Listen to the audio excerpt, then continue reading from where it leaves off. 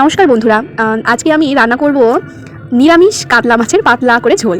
তো এতে সরষের তেল দিয়ে দেবো, দিয়ে তারপরে জিরে ফোড়ন দিয়ে দেবো, আর কেটে রাখা কাঁচকলা আর আলু আমি তেলের মধ্যে দিয়ে হলুদ দিয়ে দেবো, লবণ দিয়ে দেবো, দিয়ে এগুলোকে ভালো করে আমি নেড়ে চেড়ে একটু ভেজে নেবো, রেখে দেবো কিছুক্ষণের জন্য। কাঁচকলাকে ভেজে নেবো। এবার আমি মিক্সিতে একটু টমেটো আর আদা কুচি পেস্ট করে নেবো, আলুর মধ্যে দিয়ে দেবো। এবার জিরের গুঁড়ো মিনিমাম 1.5 চামচ আমি ওর ভেতরে দিয়ে দেবো। কটা কাঁচা লঙ্কা দিয়ে দিয়েছিলাম, কষাতে থাকবো।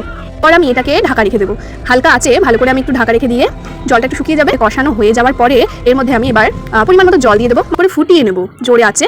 ভালো করে ফোটানো হয়ে যাওয়ার পরে এবার আমি ভেজে রাখা মাছগুলো সমস্ত ঝোলের মধ্যে দিয়ে দেবো, ধনেপাতা কুচি ওর ঝোলের মধ্যে দিয়ে দেবো, দিয়ে আরেকবার একটু ভালো করে নাড়াচাড়া করে নিয়ে মাছের ঝোলটাকে আমি আবারও ঢেকে রেখে দেবো, দিয়ে হালকা আঁচে ভালো করে এটা ঢেকে ঢেকে ফোটাবো। মাছের ঝোলে আসলে হালকা আঁচে যত ফোটানো হয় স্বাদটা তত দ্বিগুণ হয়ে যায়। দিয়ে এবার আমার রেডি হয়ে গেছে কাতলা মাছের পাতলা ঝোল। আর এরকমভাবে আপনারা ট্রাই করে দেখবেন কাতলা মাছের পাতলা করে ঝোল রান্না করে।